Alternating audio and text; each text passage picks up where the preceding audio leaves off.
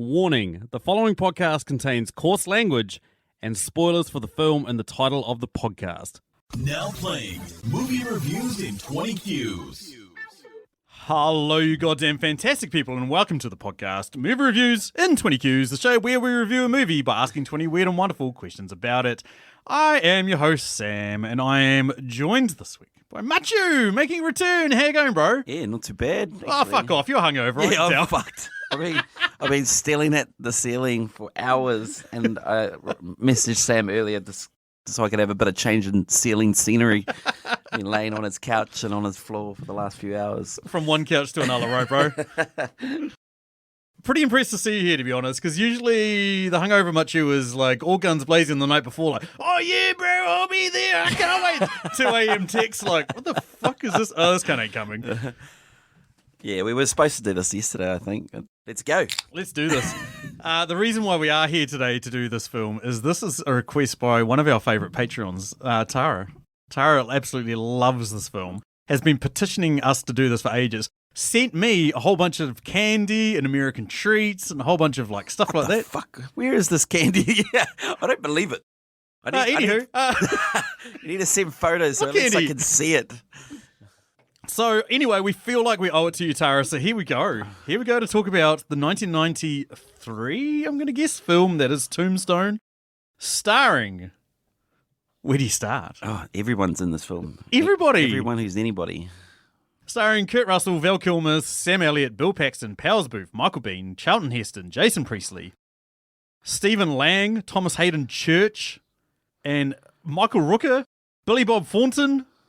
Billy Zane's in Billy there. Zane? Jason Priestley, 90210. Yeah, I said him, but Oh, it continues. It just goes on. The guy that played Locke, Terry O'Quinn, there he is. Locke out of Lost. There's so many good actors in this. So many. Has a score of 7.8 out of 10 on IMDb, 72% on Rotten Tomatoes, and 50% on Metacritic. And whoever's seen it the most recently, I mean, we were watching it together, but I'm just going to drop you in on this, has to give a plot of this film. The reason why I'm asking you to give a plot is because you said to me at the end, you know how they gave us that narration? Yeah. Is this a true story? I couldn't figure it out. Never heard of Never heard of the shootout at the OK Corral. Is this a true story, bro? Are these real people? You know that movie Titanic? Yeah. I have met Rose, actually. She's still wearing that bracelet, that necklace. So am I giving the plot? You are. Okay. So what is it? This is a movie about some dude called Wyatt Earp, who's apparently a real person. I just found out that before.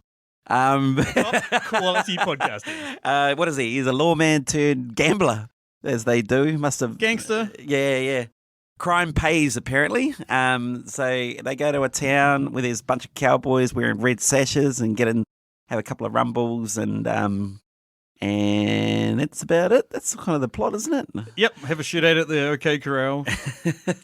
Try to bring law to the Wild Wild West, really. Yeah, that's it. Begrudgingly, though, they're not there to be lawmen. They're there to dig up silver or to.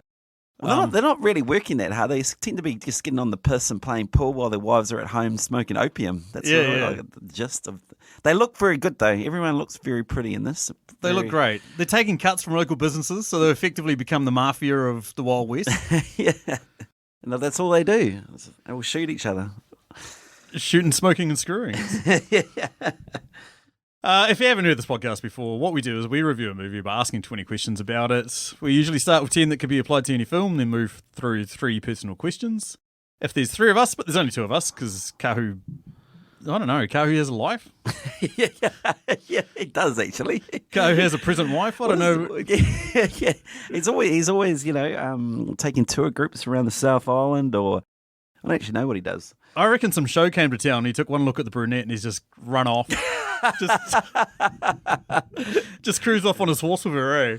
So we're going to do 13 questions that can be applied to any film, where they're going to do 3 personal questions each, and we're going to finish on a Patreon question, and we're going to finish on Tara's question, because this episode is dedicated to her and everything that she's done in terms of supporting us, as well as, I'm not going to get into it again, because he's going to ask me where I'm hiding it.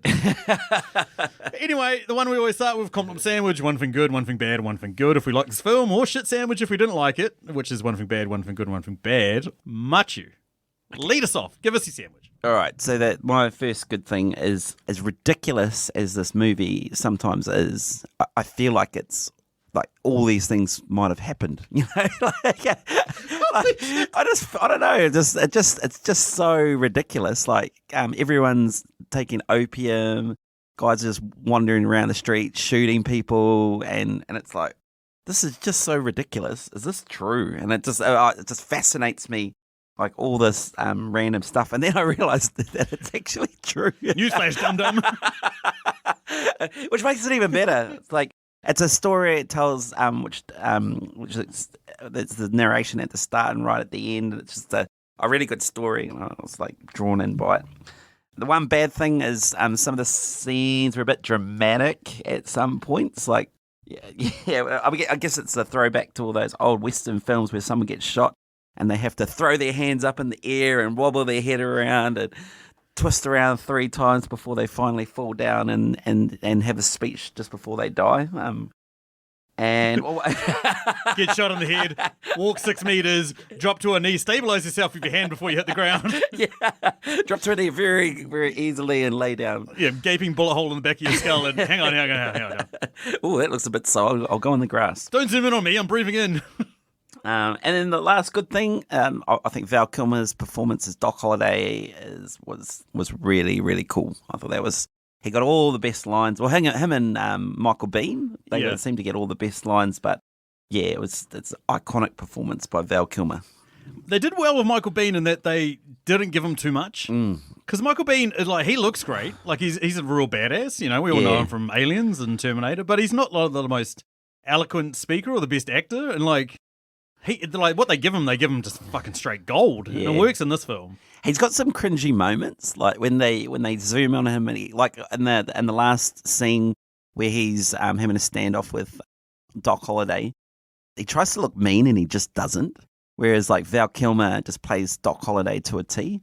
Although he's got all these great lines, I feel like Johnny Ringo's character was probably underserved a bit by Michael Biehn. Wow. Controversial opinions coming up, bro. You don't need to drop them out now. As a score out of 10,000 bullet holes. Oof. Yeah, she's right up there. Tombstone, gratuitous violence, male masculinity. This is right up there with 300. I'll give this a 9,900 bullet holes. This is a good film. Jesus, that's almost a hyperbole. Yeah, it just pissed me off, those dramatic scenes, I suppose, that wouldn't, otherwise this would be a hyperbole. Yeah. Look, I'm right there with you, man. Like, I am compliment sandwiching it as well. One of the good things is this movie is really funny. Like, this is legitimately has some, like, really laugh out loud moments, which is, like, I knew you weren't going to say this, so I thought I'd interject this because I don't feel like it's talked about. But, like, the scene where, you know, Michael Biehn does his tricks with the gun, right? Awesome. The fact that Doc Holliday follows it up with, like, a little cup. Yeah, it does it perfectly. Does it perfectly. But the thing is, like, at the start, you're like, oh, that's kind of cute. And then it goes long enough that you're like, oh, I'm getting bored of this now. But then it goes long enough that you're like, oh, it's funny again. I was like, this is perfect. This is perfect. Like, there's scenes like that are like, you legitimately laugh out loud, which I really liked. Yeah, some of the action scenes are a little bit ropeable. And I feel like it's only because we've seen what action movies can do now.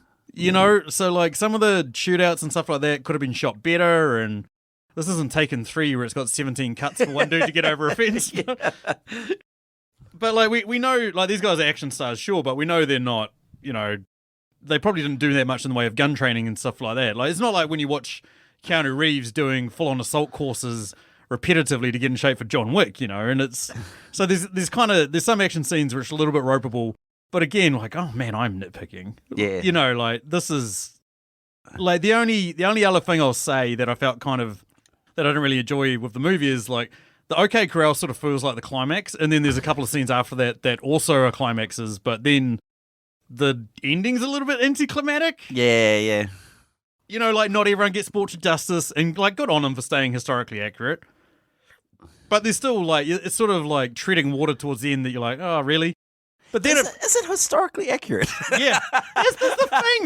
This is the thing. So like, White Earp's White Earp's wife dies of a drug overdose. Correct. She does. Bullshit. I can't believe it. And he just Drug overdose. Yeah. We need to get rid of this, man. I found a new hot brunette. Hey, you know how you keep giving my wife drugs?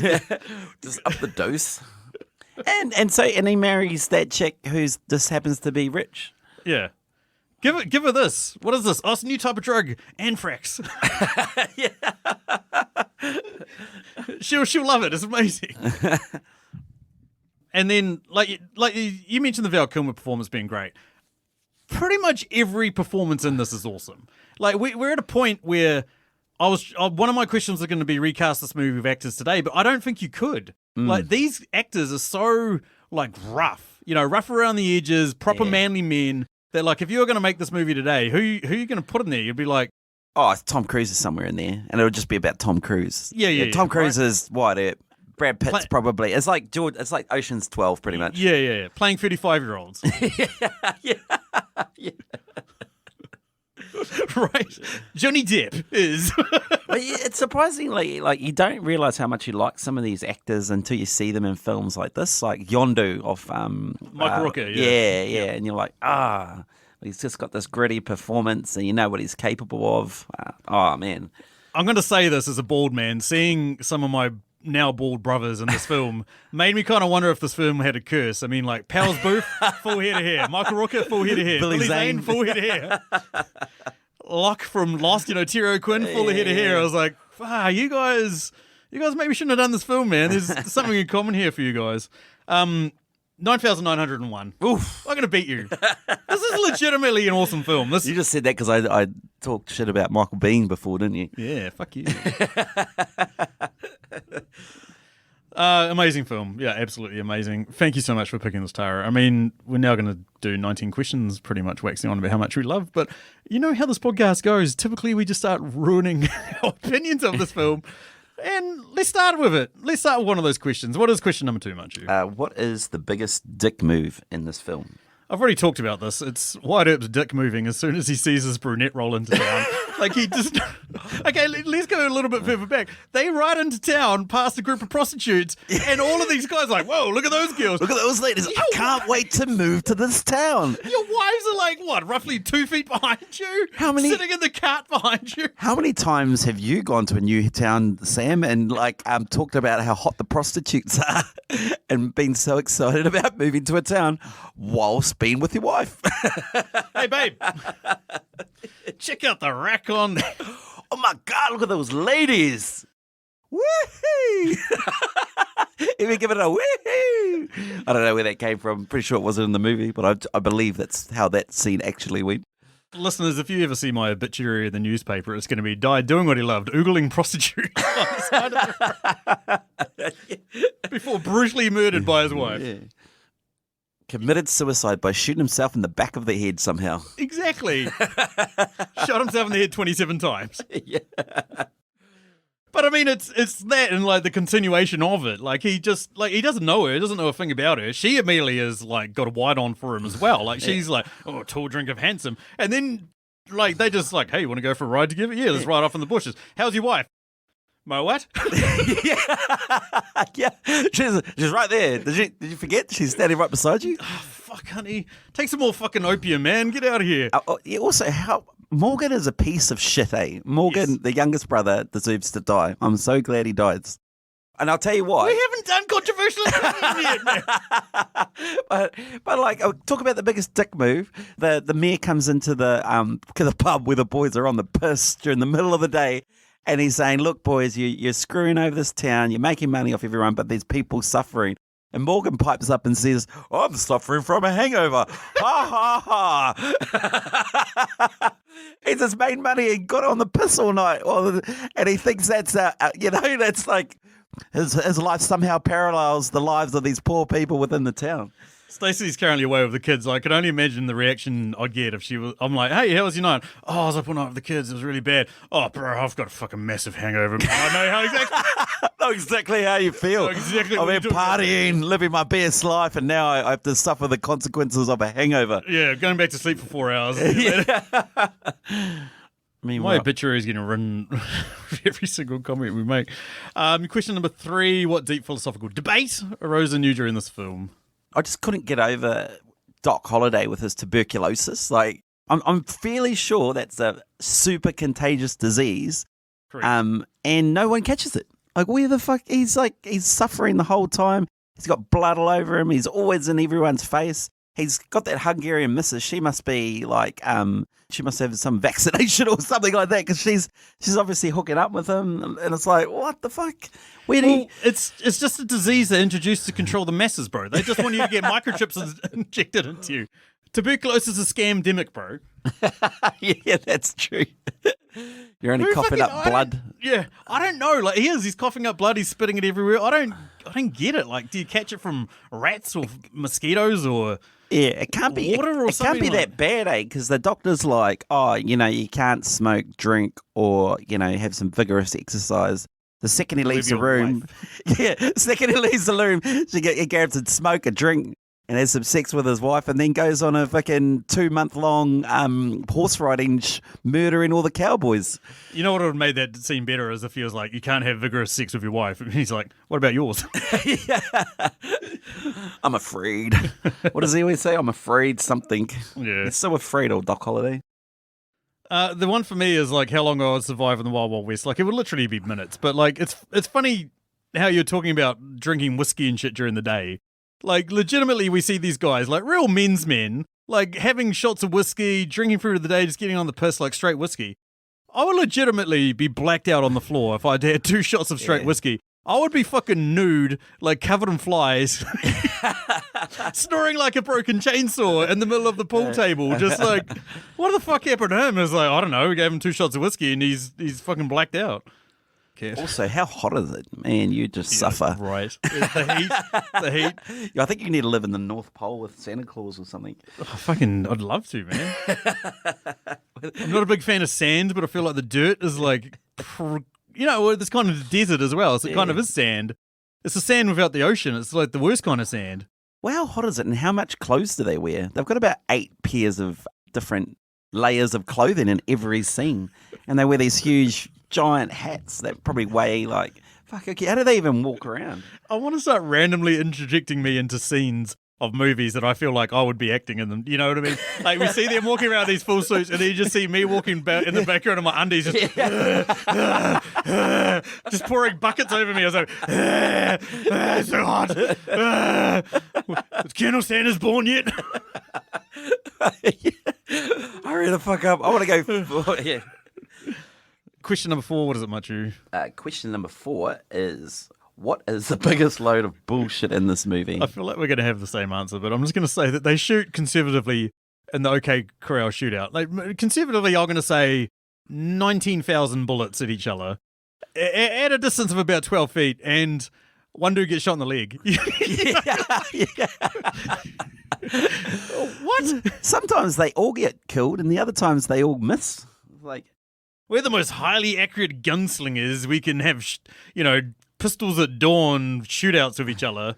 But when it comes to actually shooting each other, we're shit. That's insane. Like, it's absolutely insane. There's so many, like, biggest loads of shit in this movie. Our scores are going down, eh?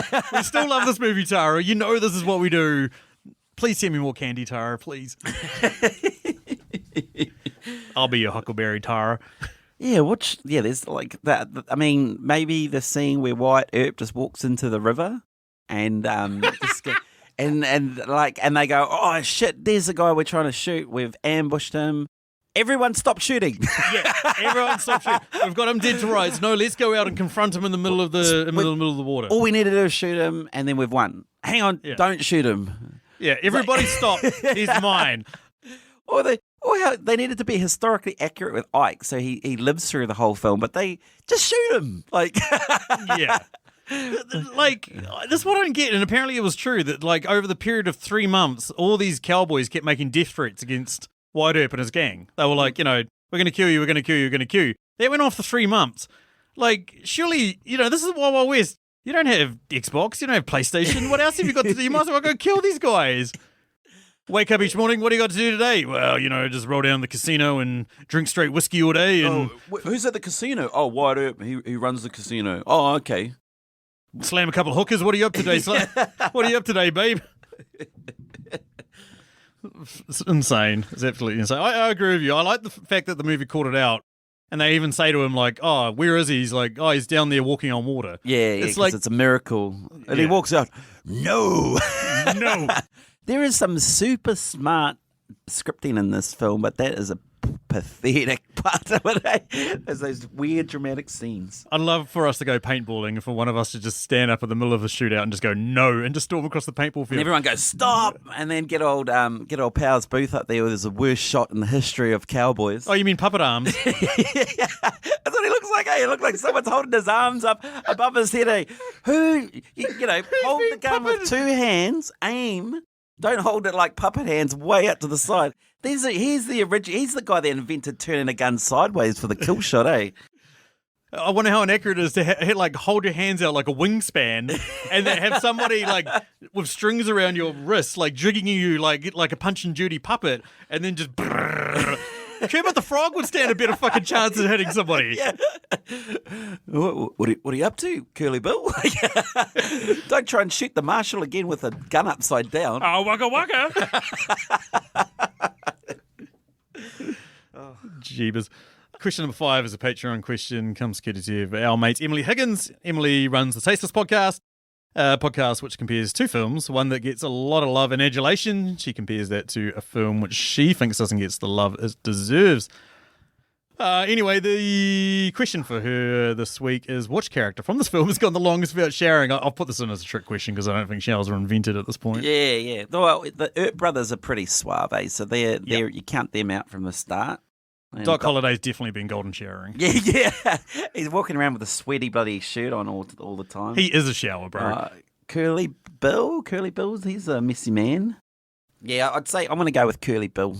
That guy's just he's just constantly in the opium tent, and he's I was going with his wife, Wyatt Earp's wife, because she's just so drugged out all the time that she'd probably, if you spin yourself in a 24-hour comatose state. Not that I've done that before, but I feel like she doesn't bother showering. Question number 6, what is it? What characters best represent the other podcaster? Now, I don't know if you've listened to our Jingle All the Way podcast, but there was a petition by me that Sinbad's character in that film is the most accurate representation of Machu that's ever occurred on film. Until I watched this and I saw Billy Bob Thornton. No, you just get in there before. Yeah, fuck you. I know what you were going to do. I've seen you at the pubs, bro. I've seen you throwing your weight around. I've seen you throwing your weight around. I'm Mr. The second a real fucking dude takes you on, Bit slapped out the thing, eh? Are you just going to stand there and bleed, or are you going to pull your gun? Bleed. Machu bleeds. Oh, no. So who I thought you were was... Did you see Billy Bob Thornton? Nah, I can't go with that one. Oh, Morgan. You're definitely Morgan. What, a disproportionately hot wife? Kind of annoying dickhead. A level of naivety and optimism, but still a dick. Yeah. Complaining about a hangover. He's me! How's your weekend? Oh, it was so fun hungover on Sunday. So you're not going to tell me about the mean night you had on Saturday? Nah. Yeah. Well, it's all about now and me and... All about moaning. Also, look at those prostitutes. They're real hot. No comment. Question number 7. What quote from this film would be the worst thing to hear immediately after you finish having sex? No! No! That's going to be... That's that. Nothing beats that. What about... I want your blood and your soul, and I want both now.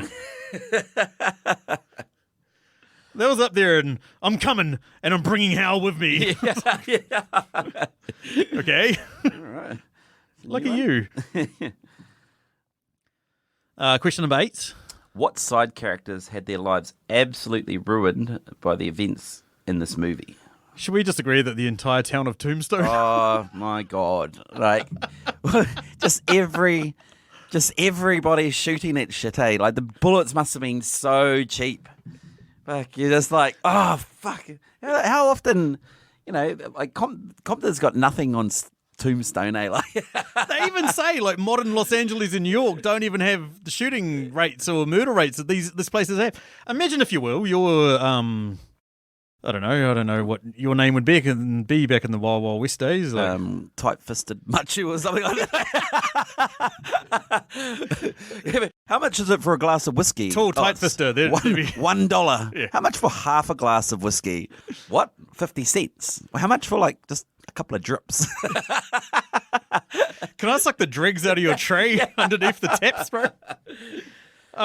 But imagine, if you will, if you're a photographer and you go on about your day and, where are you going, honey? Oh, just off to work. I'll see you in a couple of hours. And then 12 hours later, you come home and your wife's like, well, how was your day? It was like, well, about 12 dudes got into a shootout outside my work, and so I closed up shop and thought I was sweet. And then this guy, Ike, smashed in through the door, screaming, don't shoot me, I don't have a gun, I don't have a gun. He then grabbed a gun off me, shot out all my windows, entire house has been shot up. Do we have insurance? We haven't even had insurance invented yet. That's about 30 or 40 years away. But the entire town, right? Yeah. The entire town. There would have been at least 5 to 50 people killed in like collateral fire. You know, like, what the fuck is going on here? Yeah. What about the marshal? He's like he's this old man just going around collecting guns for people, eh? Like, what a shit job that must have been. Like, righto, murderers, give me your guns. Oh, I think I'm gonna murder you. I'm a murderer. Yeah, like, how's that for a job, eh? I'm walking up to murderers and taking their guns from them. Right, you're in the middle of a murderous rampage. Now give me your gun. How about I shoot you in the chest? Oh, fuck, I didn't think about that. It's like going up to a music festival and be like, right, everyone, you need to give me your drugs. Well, how about we just beat the shit out of you and stash you behind the fucking portaloos? Yeah, I knew that was going to happen, but Really need backup. I wish I had more than just me. just the one dude, eh? Just the one dude. Anyway, moving over to question number 9, which is a Patreon question, comes courtesy of our mate Julio of the Contrarians podcast.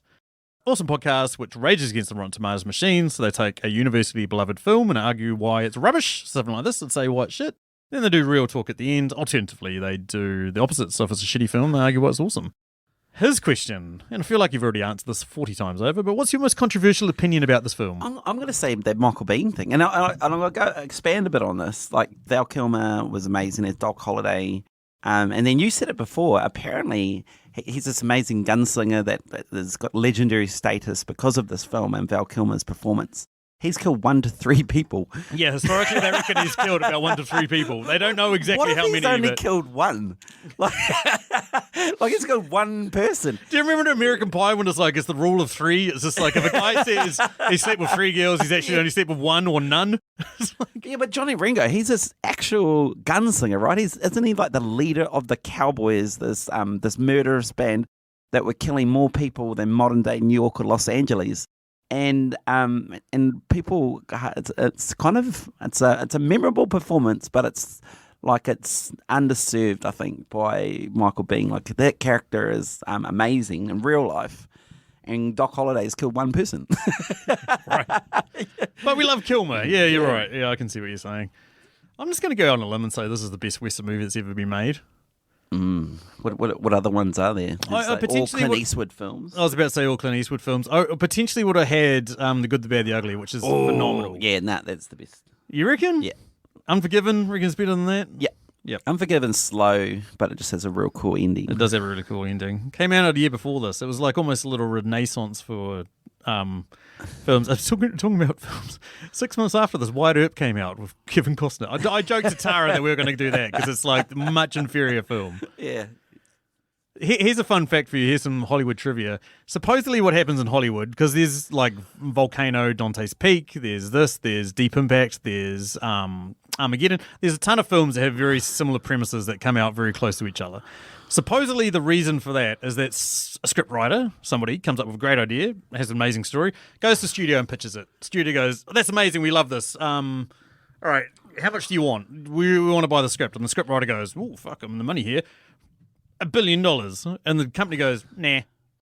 And then they're like, oh, okay. And the scriptwriter then takes it to someone else and they go, okay, yeah, we'll give you $1 billion. Meanwhile, that first company he's gone to has gone out, found a couple of scriptwriters and said, we want you to write a movie about this. And then those 2 people, or 3 people, 1 person, whoever, go out and write a movie about that. And then it's almost like a competition between the two of them as to who can get their movie out first. Sometimes you have Alexander, which was directed by Oliver Stone, that came out before what was going to be a Alexander film starring Leonardo DiCaprio. It got scrapped at like the 11th hour because they were like, why compete with something that accurate? But in this case, you have Tombstone about Wild Earp, and then you have Wyatt Earp about Tombstone. 6 months later, it's fucking bizarre, right? Oh, Commando and Rambo. Yeah. Talking about that, that's another big load of bullshit. Is like the Commando level dude walking out into the middle of nowhere and not getting shot. I remember watching that and thinking, Commando. I've got to bring up Commando. I've got to rip into him. So I'm glad you've reminded me. Well, you know, the other thing I think about this film, like, I love the way the story has been told, and some of the lines are amazing, like the bit where they speak Latin and the hidden meanings and all that around it.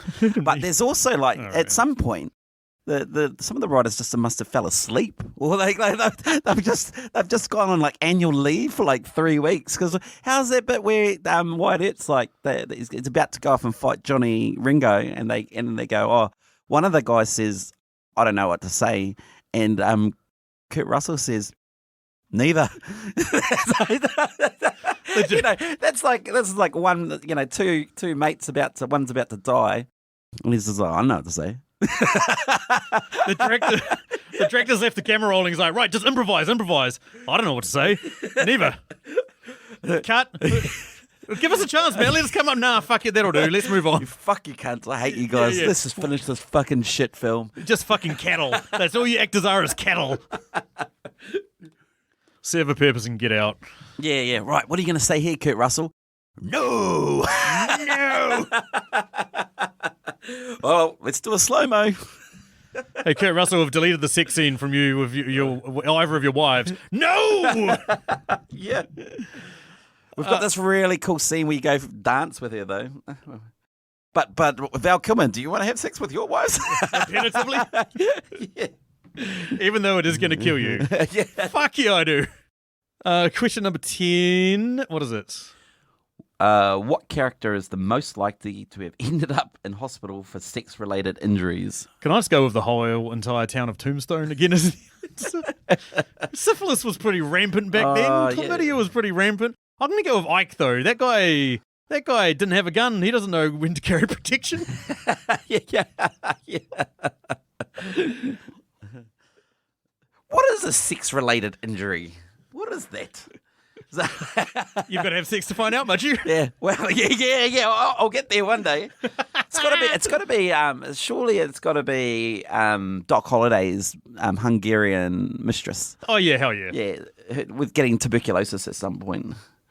She's always got a gun on her about her person, so I feel like she's up there. And Holiday looks like he's very stuttery. What about a White Earp's divorce technique, eh? Oh, have you tried opium before? It's real good for headaches. Show this anthrax. Yeah. Just say you don't want to have sex with your missus, mate. You don't have to go giving everybody bloody your opium. I don't know why he just didn't do what they used to do back those days, which is like, hey, you go set up home in New York or something. I'll be back in like never. Yeah. Oh, you know what you should do? Jump on a bus or a train and just get fucking far away from me as possible. I can't believe, is that historically accurate? His wife dies from an overdose, and then him and that other woman were together 47 years. That's what made me like laugh, because they were together 47 years. I was like, Kurt Russell, this is maybe 40, so he lived to 97. So did she. Yeah. Well, 87, and this is the power of three again. Like, this is the Wild West. Like, Anyway, question number 11. What film is this the superior version of and the inferior version of? And I feel like we've ruined this by answering it before. For me, this is the superior version of the latest film, The Banshees of Inisherin. That's just about two grumpy old men, and it's like got all this backdrop and all this interesting story Premise for our podcast right now. Yeah. But like you don't know. Whereas like in this film, they talk about how this is set in the Civil War, and just after the Civil War in America. Here's a town, there's silver, so you kind of get understanding of who everyone is. Yeah. In that film, you don't know who they are, and it's just about two old cunts having like a little stupid argument, pretty much. It's funny It's about because nothing. And you have to think about it. Like, why do you have to draw parallels when someone could just tell you what's going on? listeners, this dude was at my house asking me questions about this film. So how do they get their money, bro? So what's this town got? So is this a true story? So what happened to his wife, bro? Oh, so she died from an overdose, bro. So how did you... We did 20 questions before we fucking came out of here, man. Yeah, so I think this is a much superior version of that film, even though everyone seems to love that Everyone's film. loving it. I told my mum you hated it, and she said, oh, he's an idiot, so... Yeah, well, he's probably not smart enough to understand it. yeah, that's what you have to be super smart. That's not entertainment. I'm kidding, she didn't say that. I don't come to a movie to write a fucking essay or my PhD on it. I just want to watch, going to entertain for 2 hours. Where this movie does that perfectly, so it's much better than that. And I think it's... I felt a terrible disturbance in the force, as if a million film nerds cried out and were immediately silenced. If all you've got to look forward to in your life is writing about movies... And... Hey. That's enough. Let's reel you back in. All right. The next one was, I think this is an inferior version of John Wick. Oh, my fucking God. John Wick, is much more gratuitous violence than that. And is that one a true story? Did someone's dog actually get killed? And I believe someone's dog has died at some point. But I'm I'm just going to point out that these films, decline in intelligence. I'm not saying that this is a dumb film, but I'm saying that the person answering this question might be dumb. And the more straightforward film is the one who... All I'm saying is John Wick can shoot straight. That's true. The shoot at OK Corral would have been about 2 seconds, right? But in saying that, there's that and I guess it's what you said before. The action scenes are much more impressive in John Wick than they were in this. And a lot of this I'll give you that, is sure, all about action. So, and look at oogling prostitutes. Get on them during the day. Pretty much. This is way superior to Wide Earp. I mean, that's given. I think most Western films. Inferior. I've put this in there just to piss you off, but Logan was kind of like a Wild West film. What? Is Logan superior to anything? Logan's superior to this film. Fuck yeah, it's superior. Marvel all day, boy. I don't even know. What dude brought out of retirement? You know what I mean? He's like... I'm going to shit sandwich Logan if we ever do that film. Shit Hyperbole shit. First good thing, nothing. Yeah. I fucking hate the word Logan. I hate Hugh Jackman. Such a good film. I hate the Marvel Universe. Nah, I don't hate it. I just like winding me up. Hate's a strong word. What's stronger than hate? Hate's too easy for Despise? that. Yeah. What do you call it when you extremely, extremely, extremely hate something? And that's what it is. Abhor? Despise? Fuck, I'm trying to think of it, Question 12. What are we up to? What scene from this movie will you remember on your deathbed? So this is an easy one, surely. The one for me is the 4 dudes walking down the street at the end. I thought that was genuinely in the film. Yeah. So maybe I won't remember it correctly on my deathbed, but I'll remember it. I remember being at school and we had a main drag that ran through our school, and me and my mates forming a line and just go, tombstone it, bro, tombstone it. And trying to walk, little 14-year-old us trying to walk down this walk, look straight ahead, bro, look tough. And people just looking at us like, what a fucking bunch of jackasses. We looked cool. I mean, sure, I would have thought there's an easy one for this one. Isn't it the scene where Val Kilmer is in his bed, checking out his shoes because he thought he'd die with his boots on? That's correct. Yeah. That's a good one. He'll be looking at my feet going, nah, shoes are on. I don't know why I'm in bed, dying with my shoes on. I'm on the street. I've just been hit by a car. Shouldn't have drank those last couple of shots. Question number 13, Patreon question comes courtesy of our mate Nick Haskins of Nikolis Kitchen. Happy New Year's to you, Nick. Love your work. What type of meal is this movie? It's a really spicy burrito. It's got just the works inside it. It's got everything, and it's hot as fuck. Yeah. You're an asshole. This is why we shouldn't chat about Christians before. I was going to say Pop Rocks, but Pop Rocks are pretty shit, really? You heard me say Tex-Mex, didn't you? When I was... You're a fucking wanker, man. What the fuck? Fuck you. It's Tex-Mex. It's like burrito. It's like nachos. It's like... These are some of my favorite foods. This is you know your what I Billy mean? Bob moment. Yep. Let's just move on. I mean, but it is. It's like there's so many good fillings. It's so enjoyable. The only thing I'll say is like there's a pretty average dessert. You know what I mean? It's just like you're sort of like, oh yeah, no, the main was better than the dessert. I don't really need this.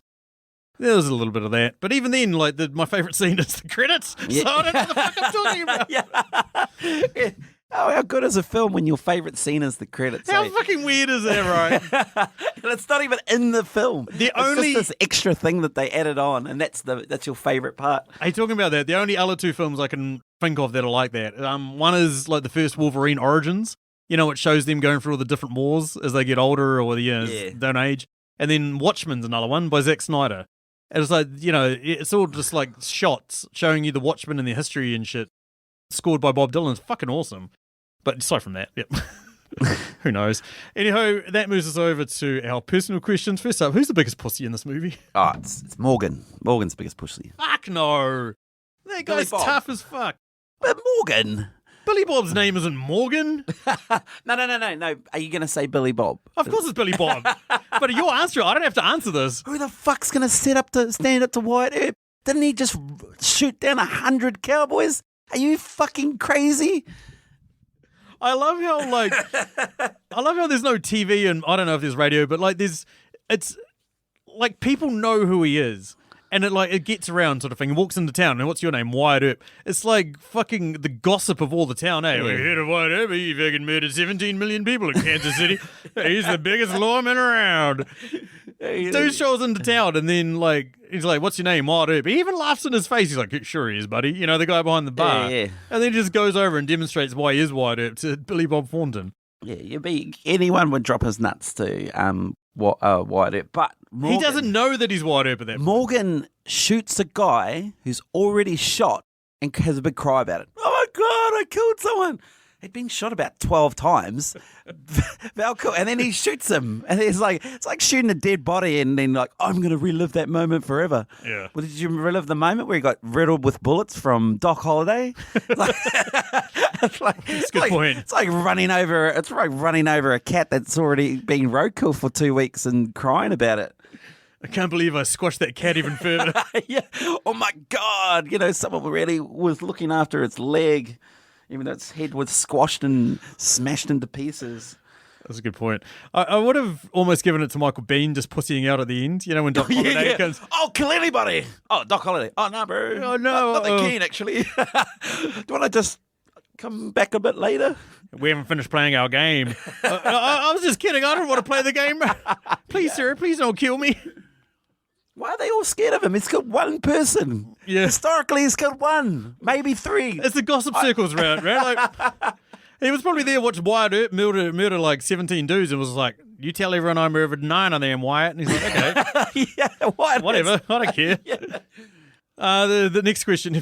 So at one point, the doctor gives the diagnosis to Doc Holliday, like we talked about, and basically said that smoking, drinking, and vigorous activities, such as engaging in marital liaisons, aka screwing your wife, is going to end your life soon. If you were Doc Holliday and got this diagnosis, how quickly after the diagnosis would you die? Let's say, I need to premise this by, is phones invented at this point? Because what does that have to do? Well, I don't want to know, actually. Let's move on to the next question. Question number 3. Well, you know, it's like, you know, oogling prostitutes back in the day is like watching porn on phones for guys these days. Yeah. And it's like, oh, just go to my room. What are you doing in your room? Nothing. No. I'll be in there for 30 seconds. I think we all know the drinking would kill you within 24 hours. Drinking. Yeah, 20. Oh, yeah, I've got it's a pretty fast. I don't smoke. Does it count? He doesn't get up enough friction to smoke. Yeah. Does screwing count if there's one person involved? It's kind of like a twosome, but just, yeah. I've got 2 hands. half the people. Yeah. Threesomes are overrated. Onesomes are where it's at. It's like a threesome, but there's one of me and 2 hands. Oh, Jesus Christ. Anyway, question number 3. Did you feel sorry for his wife? I don't know why I'm asking you this. This is the worst question ever to ask you on this podcast. I kind of do, because he's like... We're talking about Wyatt Earp's wife. Yeah. Is that what? What have we been talking about?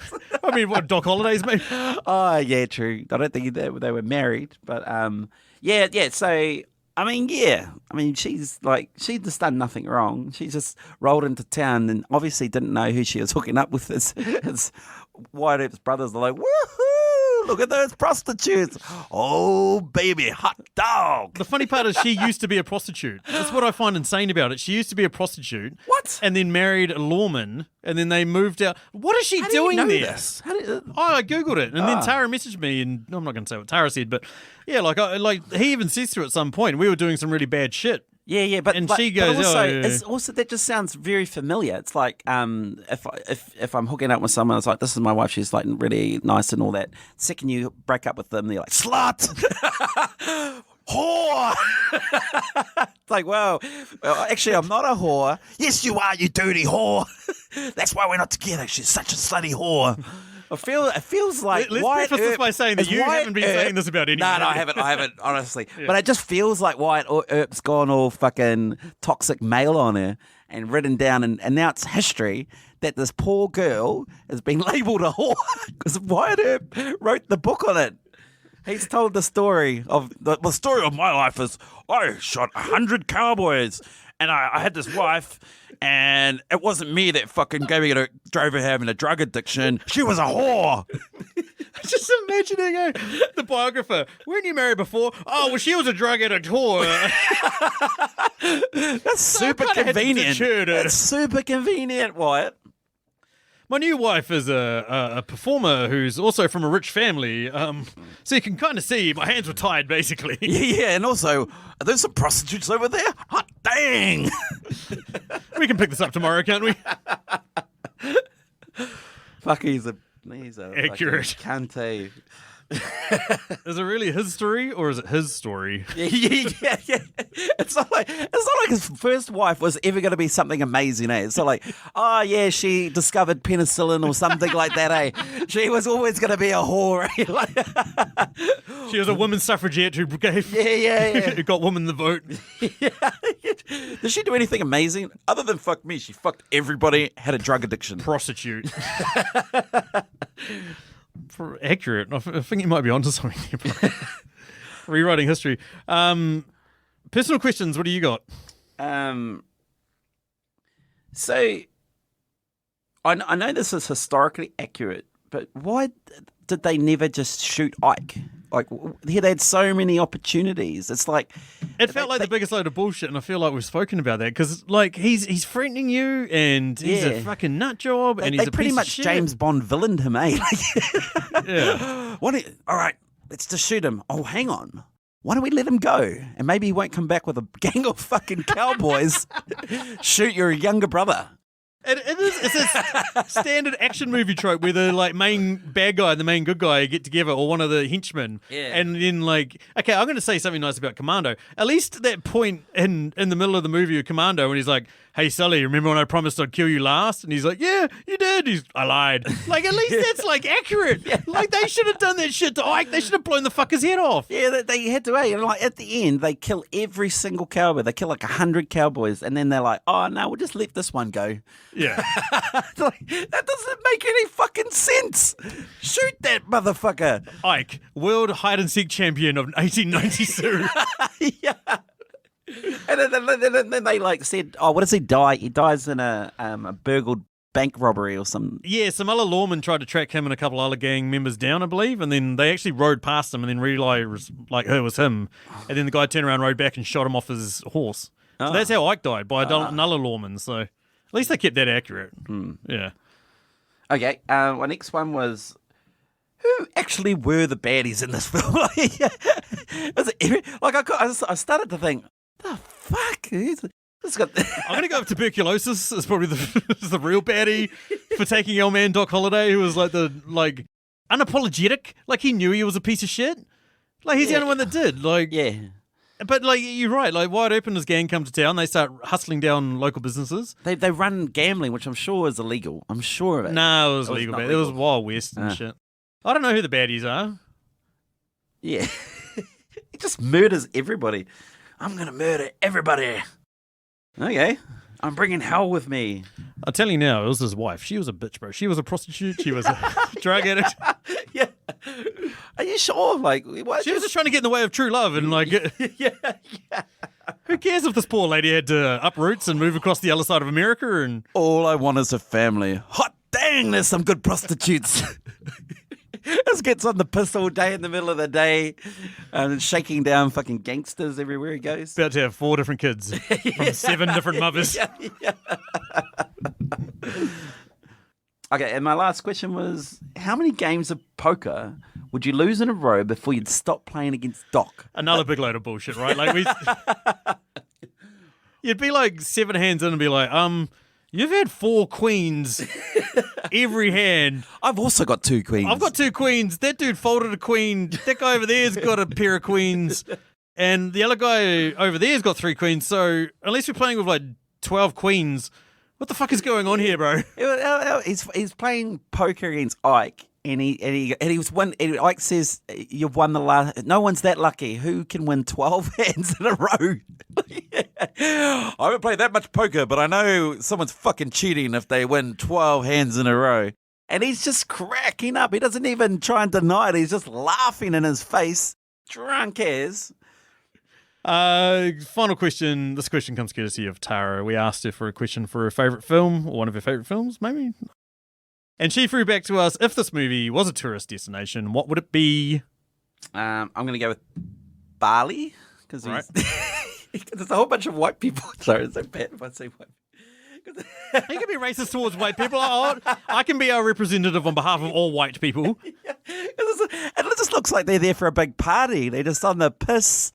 Every day shooting everyone, and then every now and then in the different scenes you see these like bunch of Chinese migrants obviously selling opium, but that seem to be doing all, someone's got to be cleaning up.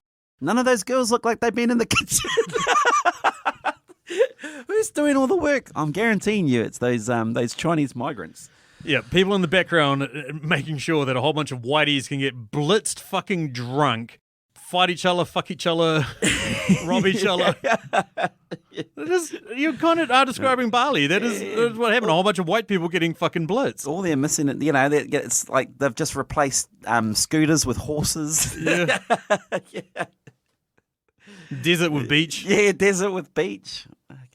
It is true. It is. This is the worst answer ever. This is a fucking awesome film. This is like, what's better than Disneyland? Vegas. This is going to Vegas. This is Oktoberfest. This is Oktoberfest. This is what it is. This is Oktoberfest. This is people fucking each other in the streets. This is people getting shit faces. This is people pissing on each other, spitting on each other. Fuck. Oh. Nothing makes sense, but it's all real life. It's all true. This is Oktoberfest. This film is Oktoberfest. I couldn't, in my wildest dreams, I couldn't dream up something like this, but there it is happening in front of my eyes. There's parts of it that are like really refined, like how you go to those other tents, the German tents or the Italian tents, and you walk in there and everyone's dressed nicely and they're all being friendly with each other and they're all singing songs. And then you go back to the Kiwis and Aussies and American ones, they're just and everyone's nude and fucking each other or pouring beer on each other. Some guy's naked standing on a table trying to scull a stein while people are throwing beers fucking at him and shit. You talk to this one eloquent Doc Holliday or Johnny Ringo and they've got these, they recite the Bible and speak Latin, and then you've got the Kiwis with just like Wyatt Earp and Cactus Jack or whatever that fella's name was. I was like, I don't know what to say. Neither. I'm surprised I can still talk. Drinking from like midday. Yeah.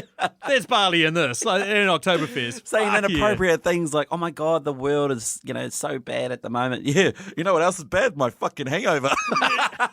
That's true. Instead of prostitutes, though, you've got all the wenches. The wenches that were to Oktoberfest. You're standing there in front of your missus. Holy fuck, that chick's hot. Holy shit. And you're like, did I just say that out loud? You didn't. Not only did you say it out loud, you yelled it out loud. She's carrying 26 beers, is what you think you said. Your missus has heard you say there, boobs. How was Wyatt Earp? That chick, she unmasked herself as the devil, and he's like, damn. His wife is literally sitting right beside him. Yeah, and doesn't even blink an eye. Just Doc Holliday, like a great wingman, chimes in and he goes, "You'll be damned if you get lucky." Yeah, shit, yeah. And then he turns to his wife and he doesn't even say anything. He's like, "Oh fuck." Fucking real gangster shit. There you go, Tara. I hope you enjoyed that. I know, I realise that we've fucked up pretty much 99% of the quotes, and you're sitting there going, for fuck's sake, guys. But we tried. Yeah. We tried. One of us is hungover, the other one's an idiot, so... I just learnt that this I was think a we're true both story. hungover and idiots, so fucking what are we talking about? I think. So what have we learnt from this? That Wyatt Earp's wife probably not a drug prostitute, a She's drug probably addicted not. prostitute. No. Doc Holliday probably didn't shoot anybody. Doc Holliday fabricated every story about himself. Johnny Ringo in real life apparently committed suicide by shooting himself in the temple. Correct. And then Doc Holliday was like, hey, that was me. But also, who shoots themselves in the temple? That's like shooting yourself in the back of the head or falling on a knife 600 times. Doc Holliday was that dude, eh? He does strike you as that dude. So you did all this. I don't know much about tuberculosis, but I feel like you can't go and kill 100 cowboys on horseback whilst suffering a life-threatening disease like tuberculosis. I've got asthma and I can't even make it to the end of the driveway. This motherfucker's out there shooting people left He's and on right. the piss and he goes on a dream. He's like he's an alcoholic and somehow he can ride for 2 months killing multiple cowboys.